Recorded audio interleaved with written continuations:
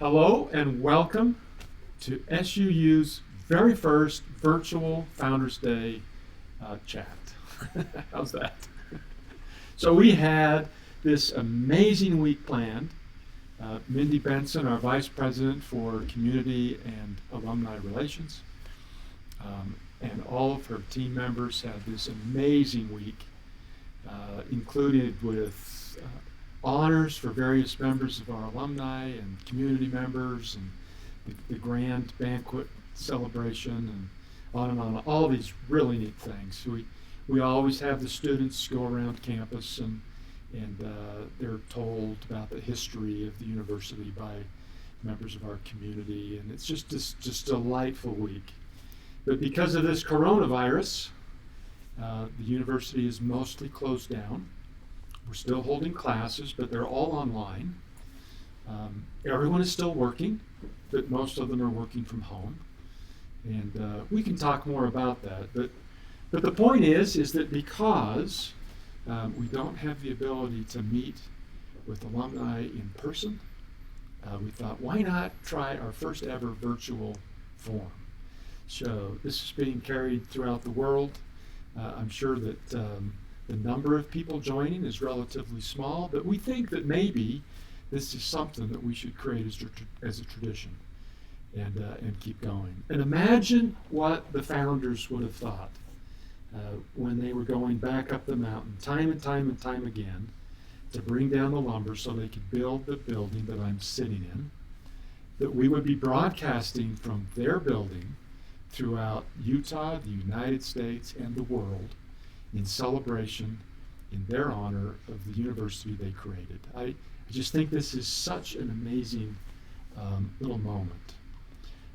We have lots of reasons to be disappointed, maybe on occasion a little frustrated or discouraged with all of the changes and the things that everyone is worried about. But we like to see through all that at the optimistic side. And we know that every storm eventually gives way to calm weather. And it's been a beautiful sunny day here in Cedar City, so we've got nothing but positive skies out ahead of us. You might be interested to know how this university has grown over the last few years.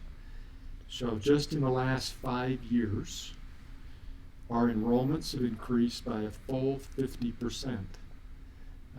This last fall semester, we had 12,210 students registered at SUU. Interestingly, another shocking thing for our founders would be the fact that we have 851 international students from about 63 different countries scattered around the world, all the way from Africa to Europe. I think we have students from every single continent, but I guess not Antarctica.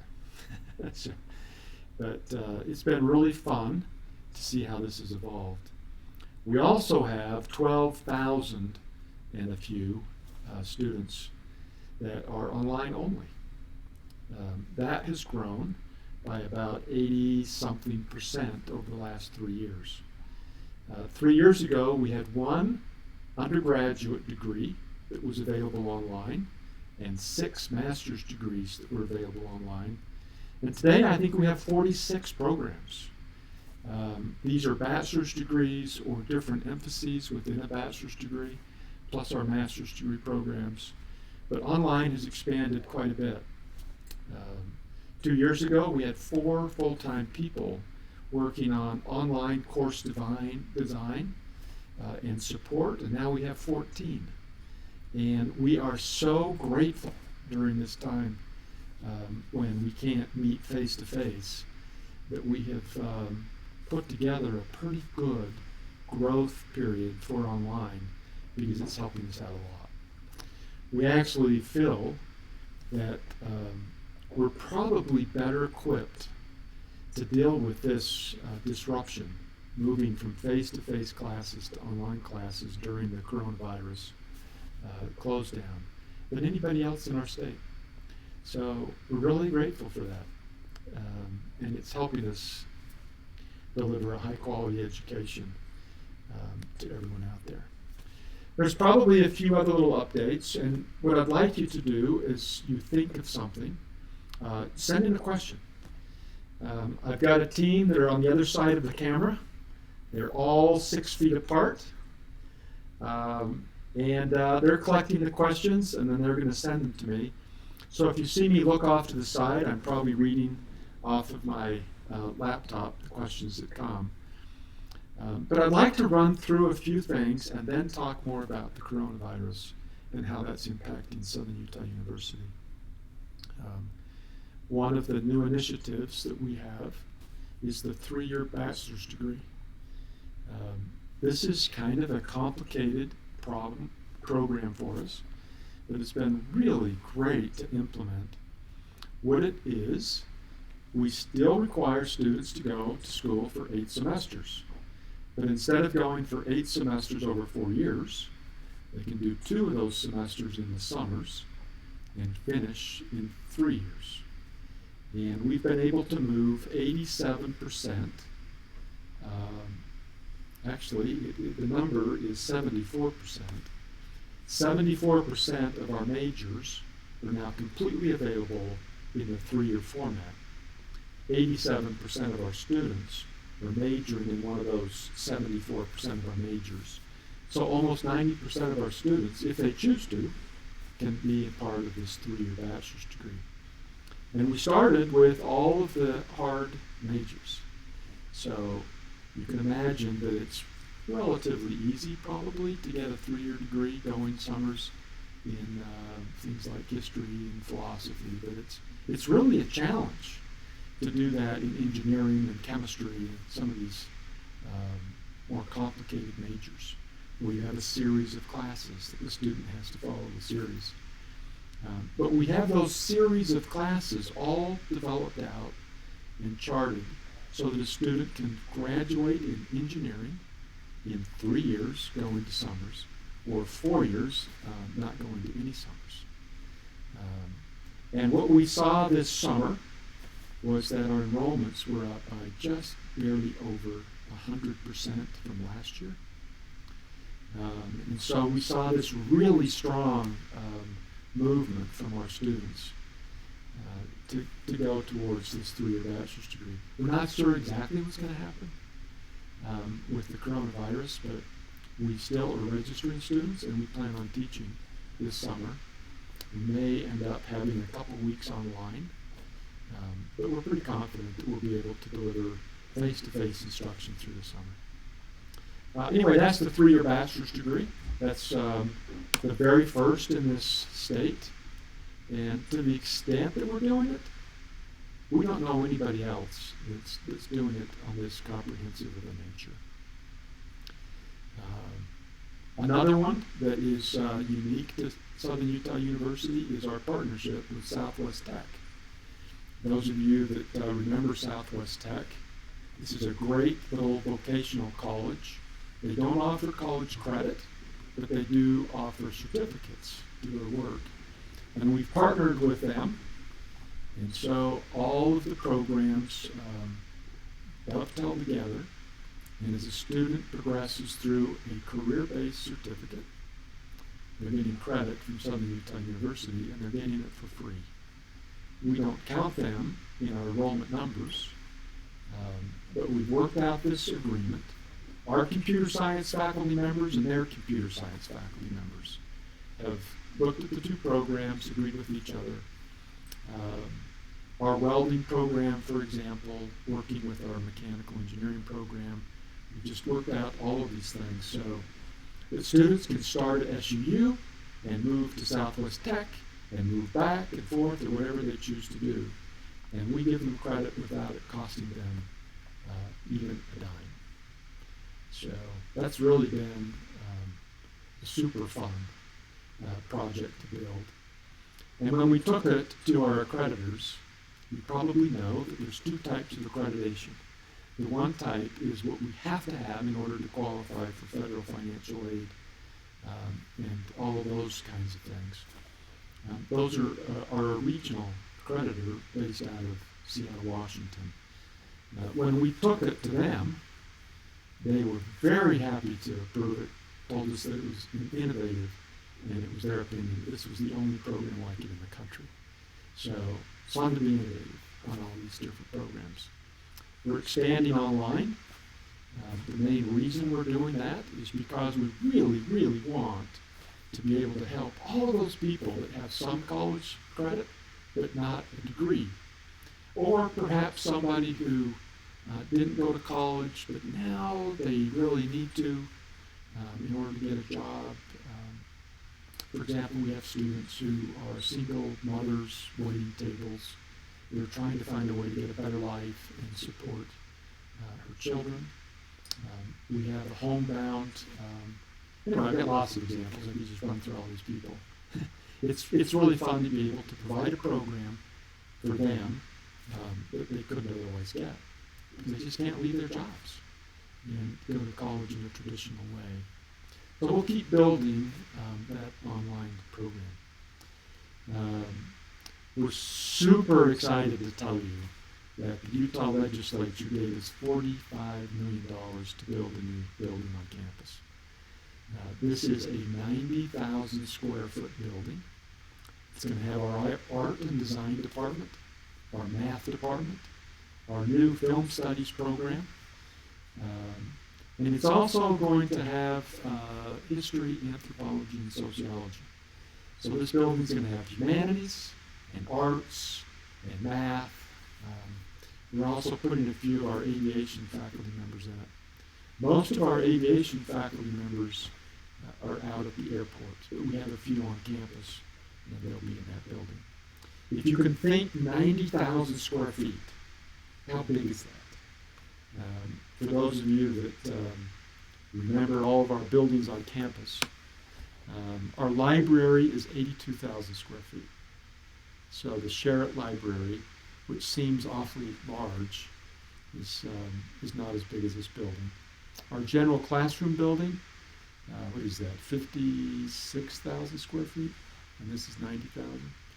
So this will be a big building. It's going to be across the street down by our event center. It used to be called the Centrum, but we received a great sponsorship from America First Credit Union, and so we renamed it the America First Event Center. So it'll be down by the event center. And we're able to preserve a lot of lawn around that building. It'll be beautiful. 3-story, gorgeous building. It's all designed. We're just finishing the last touches and then send it to the Utah State Division of Facilities and Construction Management, where they do their pre-bid review. Takes them 3 or 4 weeks. And then it'll go out to bid. So we'll be out to bid this summer and starting construction in the fall. If you come to SUU for homecoming, you may see that we've turned dirt already. Not sure exactly what day, but it's possible it'll be done before homecoming. In fact, I'm pretty sure it will be. I'm looking at a question that just came in. Is the new building 100% state funded, or are there fundraising dollars going into it as well? Thanks for that question. The answer is the legislature gave us 100% of the money. We went to them and said, we love you, and we know you love us. We've had a lot of support for our buildings in the past. We know that you expect us to raise money for this one. But actually, in the last 10 years, you have helped us raise funds for our buildings to the tune of more. Let's see, how's the best way to say that? So a higher percent, we have raised a higher percent of our new building cost than any other college or university in Utah except for the University of Utah. So we're second behind them. And we went to the legislature and said, look at how much work we've done. Look at how supportive our donors have been.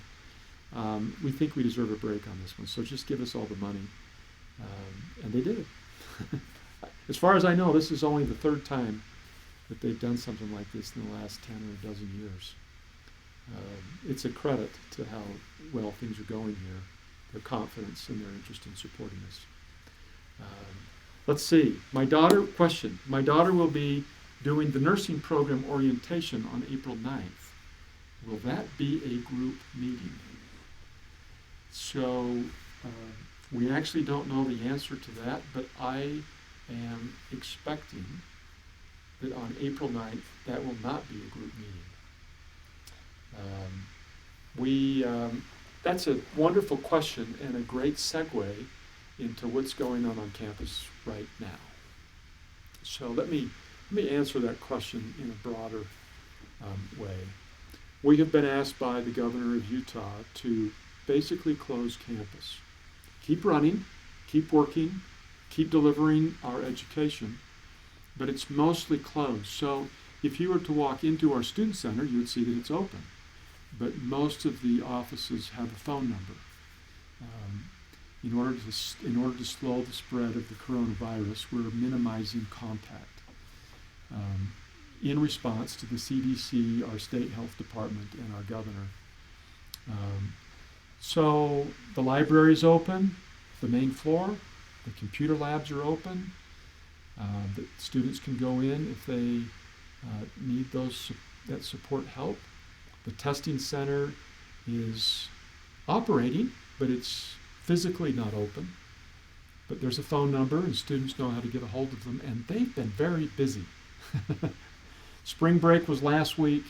Yesterday, Monday, was the first day back.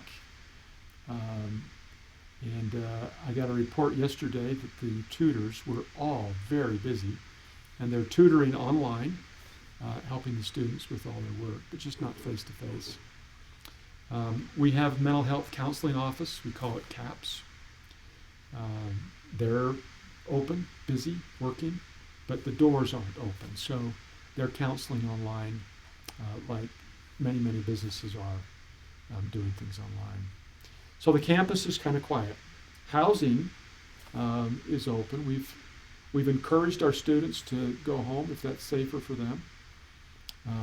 And we want to minimize the number of people here on campus. But of course, we have a lot of students still in our housing. We have a lot of international students that have nowhere to go. So housing is still open. And since housing open, food service is still open. They can go in there and get breakfast, lunch, and dinner. And then, those kind of support pieces for them. But if there's something like a nursing orientation on April 9th, the odds are that's going to be virtual through Zoom or something like that rather than face-to-face. It won't be a group meeting. We aren't having any group meetings on campus that have more than 10 people in the group. So, and all of our instruction is online, including labs. Anyway, there you go. And if that leaves a question open, please send it in. I'm delighted to answer it. The next question I'm reading is, will the building be in the parking lot that used to be free? So I think I know what that question is asking. Let me see if I can describe it. I wanted to put a picture up, but we can't stick a picture in here. But I'm pretty good at giving directions, maybe. So you know where the stadium is. And if you move east of the stadium, there's that huge parking lot. And I think that's the parking lot that you're referring to as being free. And as you come through that parking lot, then we have the road. And on the other side of the road, that's where our event center is and most of our academic classes. On the corner, again on the east side of the road, not in that large free parking lot, there's a big grassy strip along with a small, very small parking lot that's not free. We're building this building, it's L-shaped, and it's going to cover that small parking lot and part of the lawn, leaving most of the lawn still available for students to play frisbee and have all the different activities. That's pretty well-used space. And then we're adding a new parking lot to the south that will make up for the parking spaces that we're missing. But the reason why we're building the building there, and the reason why we're not putting it on top of that free parking lot, is that we're trying to build in such a way that we can spread out our parking all over campus. This is going to relieve some of the stress on the east parking lots and our neighborhoods in the east. And students will now be able to park in the stadium parking lot and walk across the street and go to class. As you know, everyone wants to park as close as possible to their first class. Either because, by nature we're lazy, or because by nature we're running late and students fly in and park in the closest place to get into their class. So this will pull parking, spread it out a little bit. And this stadium parking lot is very underutilized because it's so far away from everybody's first class. And now it'll be utilized more fully. This is going to save us money and help relieve pressure on the community. So that's where it is. Can my daughter get a refund on her food plan? She added a whole bunch right before the COVID closure. Let me answer this question more broadly. The state is not allowing us to refund tuition and fees, but we're still delivering all of the classes. But that's really technically not our money, and we can't return that. Students that are in our housing, the university-owned housing, we're giving them a prorated refund if they choose to go home.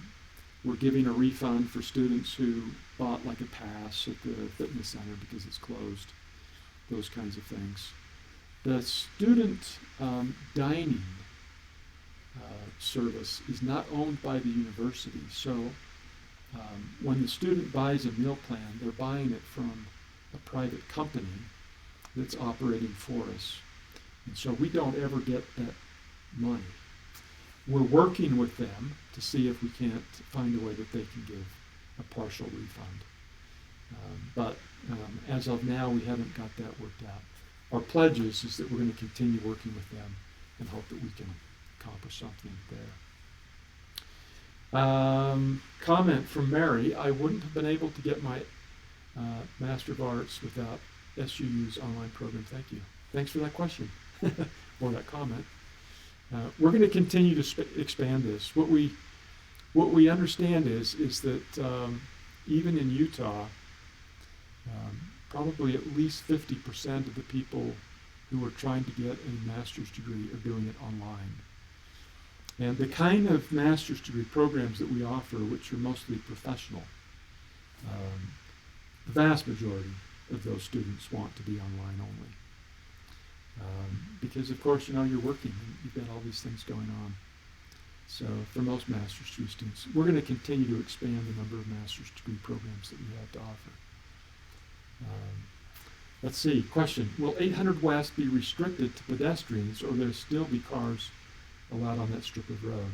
800 West is this road between our main campus and the stadium parking lot.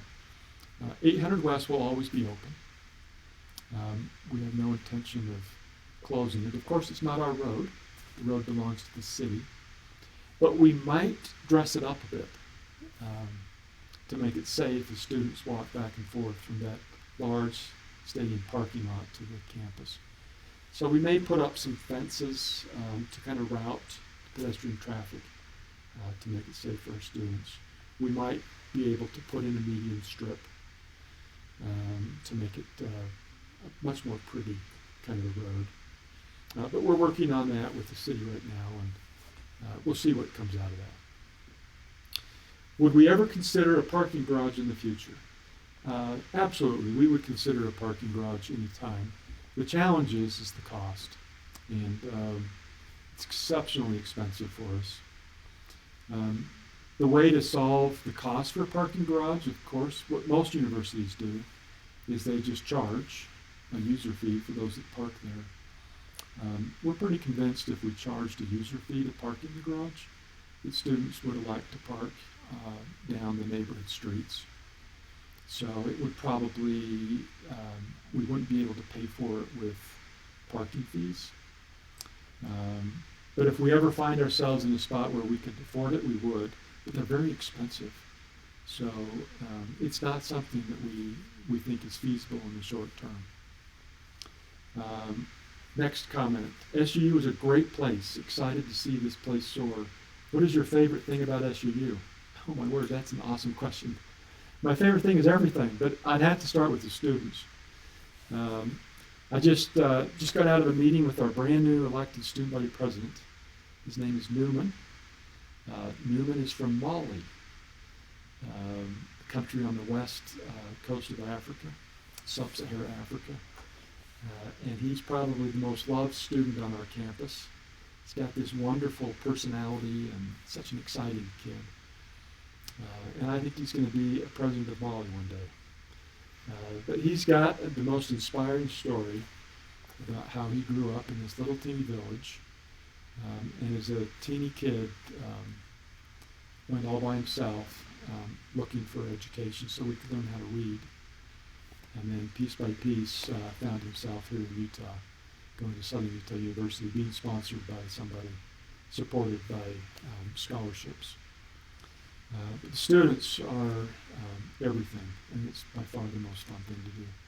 It's been my opportunity to teach from time to time, and even led. We have like lots of universities, but we have an exceptional outdoor program since we're right in the center of all the national parks. And I had a chance last spring. No, it was last fall. What am I saying? Last fall. A chance to take a group of students on a little backpacking trip.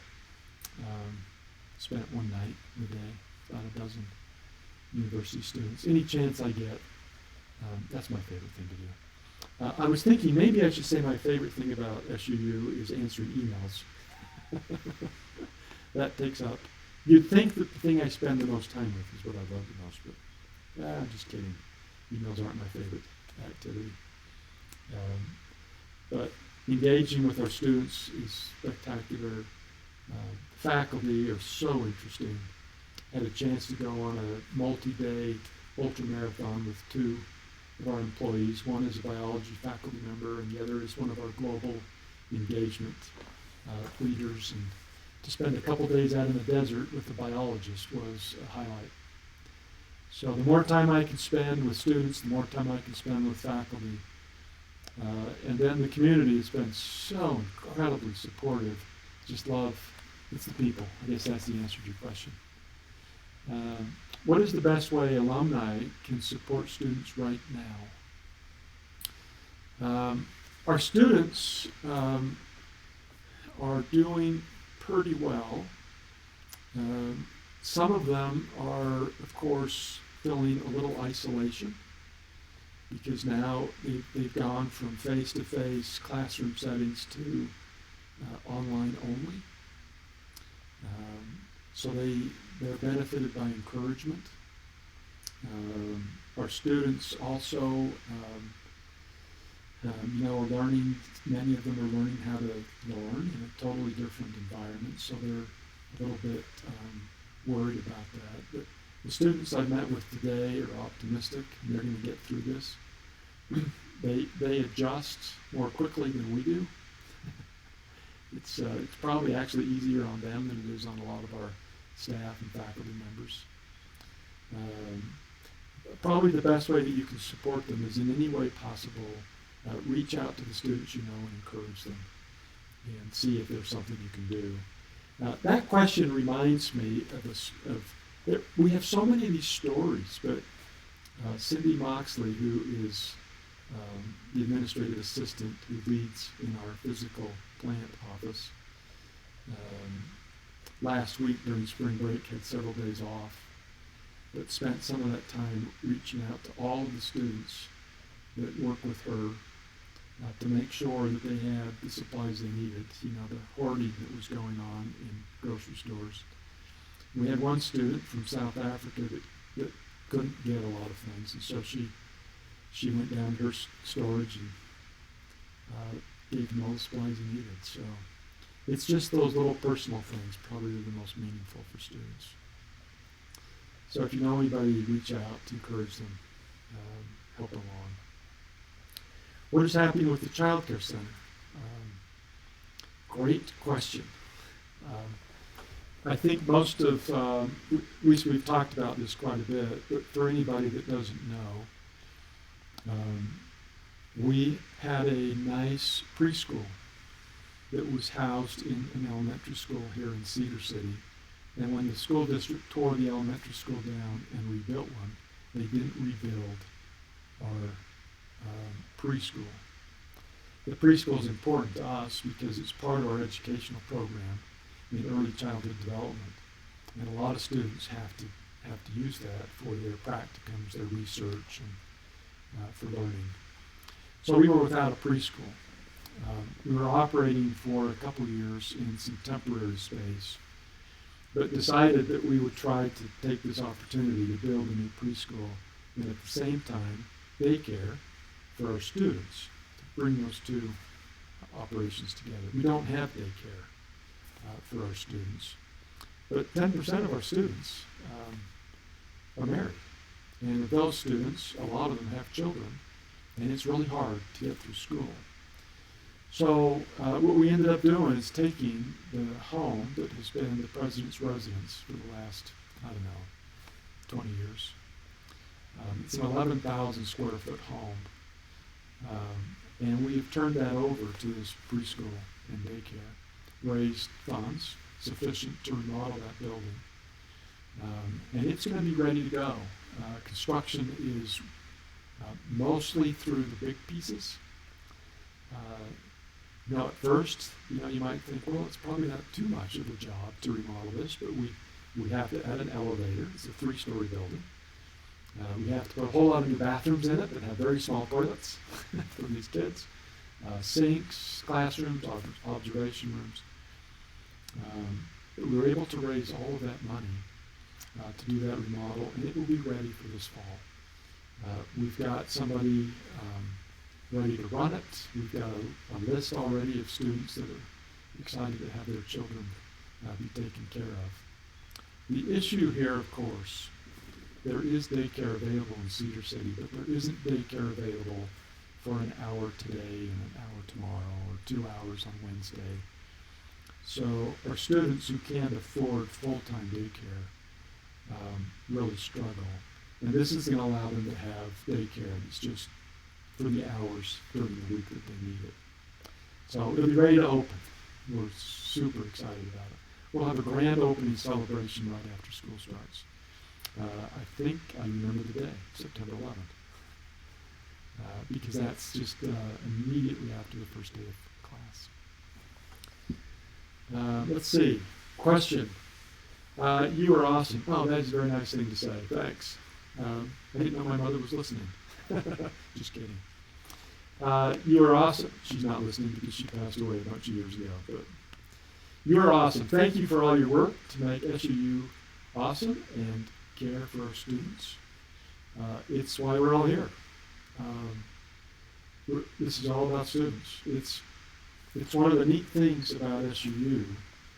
The fact that we're not a big research university, which we have a lot of respect for, but the fact that we're a regional university means that our focus can be almost completely on our students.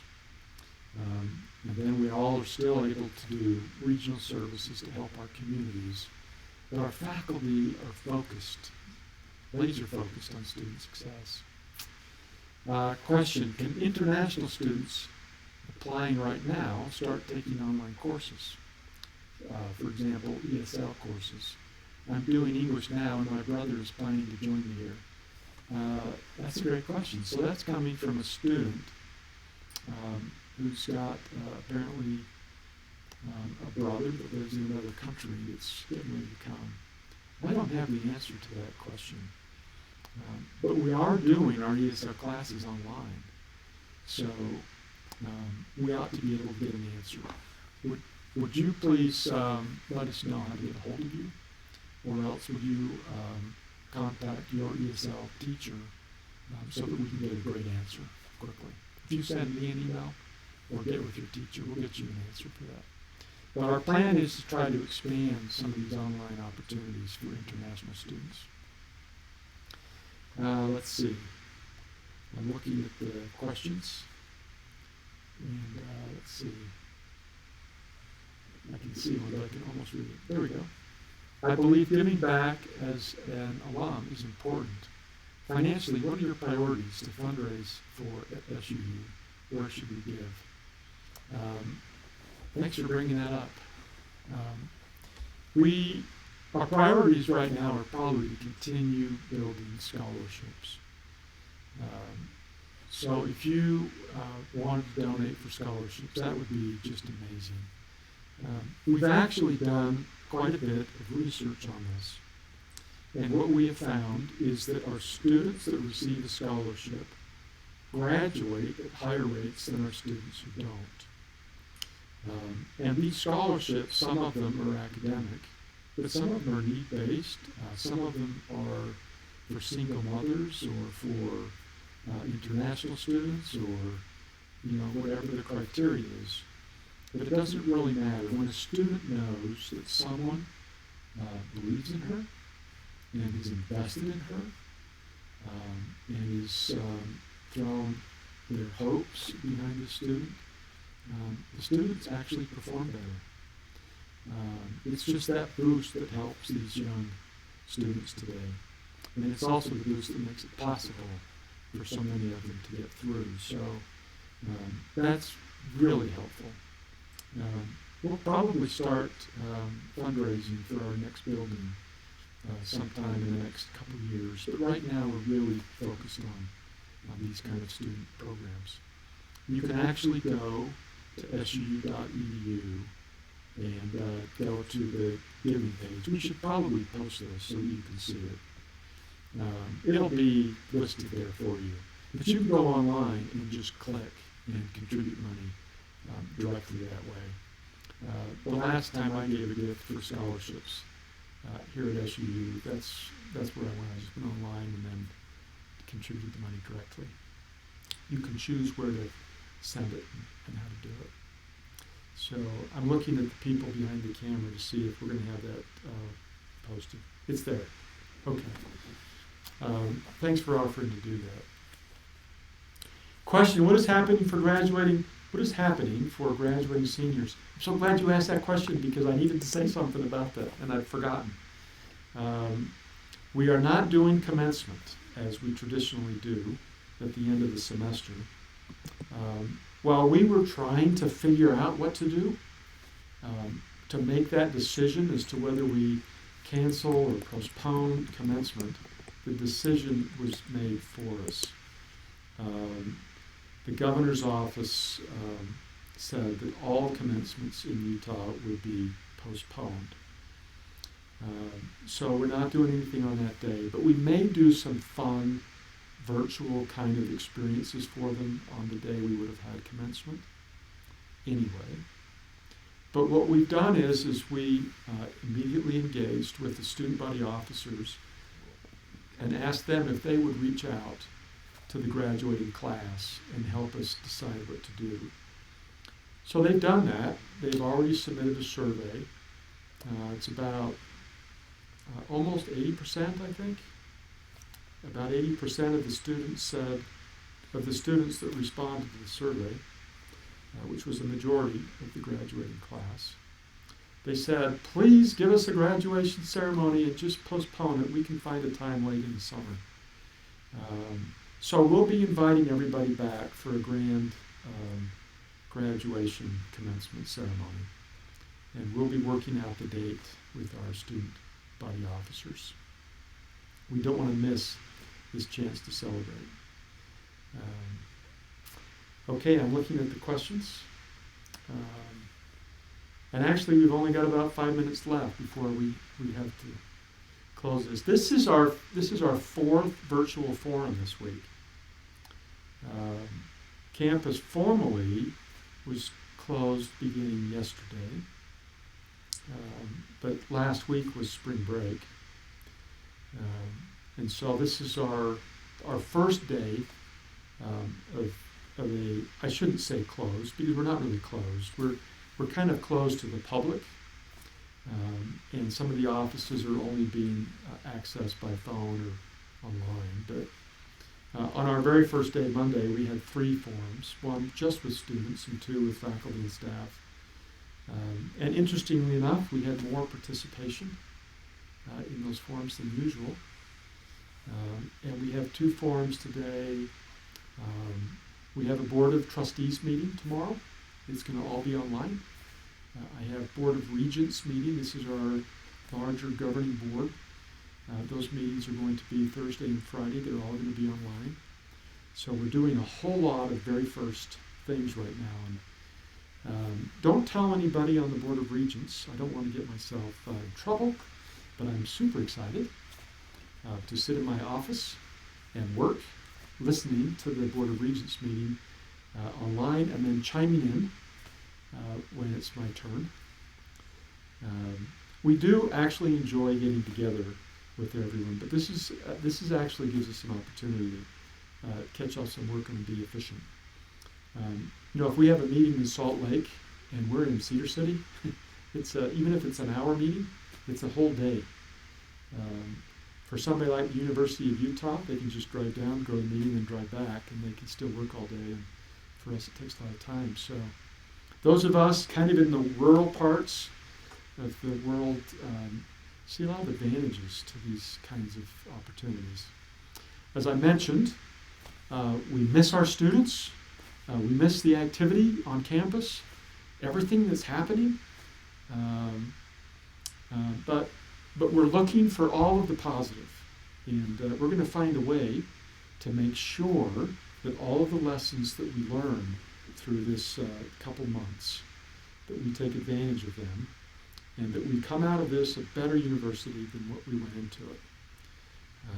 Surely if the founders, during this Founders Week celebration, surely the founders who could find a way to go back up the mountain time and time again and bring down lumber and get this building that I'm sitting in constructed in time for classes to start so that Cedar City did not lose this university. Surely if they can figure that out, we can figure out how to be a much, much better school today with all of the technology available to us. And I'm confident that that's going to happen.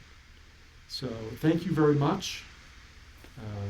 You have entrusted us with managing your university, and we're so excited about what's happening here and about our future. It is very, very bright. 2 years from right now, we're going to be celebrating in a huge way our 175th anniversary. So I hope you put that on your calendars and plan on joining with us as we make a really big, grand celebration for Southern Utah University. We are 56,000. Is that how many? 65. And it's 125th. Oh, I said that wrong. 125th anniversary. Mindy's here giving me cues if I get something wrong.